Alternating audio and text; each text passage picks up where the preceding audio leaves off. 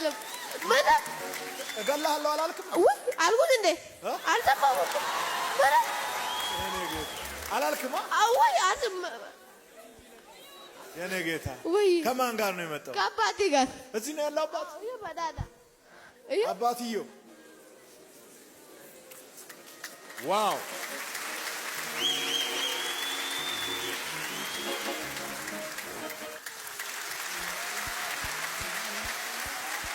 ወዳጄ ደህና ነህ? ሰላም እግዚአብሔር ይመስገን። ልጅህ ነው? አዎ ልጄ ነው።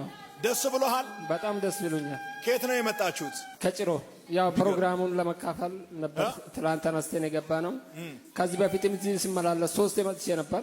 አንዴ ሻሸመኔም ኮንፈረንስ ተካፍዬ ነበር እና አሁን ደግሞ ኮንፈረንሱን ፕሮግራሙን ለመካፈል ነበር። ከዛ ተነስተን የመጣ ነው። ለዛ ብለን ነበር። ያው ልጁን ቤት ውስጥ አይታዘዝም፣ ተግዳሮትም አለ ቤት ውስጥ ጭንቀፋዎች በዙብን። በዚህ የተነሳ እንግዲህ ያው ቻናሉ ስለምንከታተል ያንተ ቤት ታሪክ የሚቀየረው በዚህ ልጅ ነው። አሜን አሜን።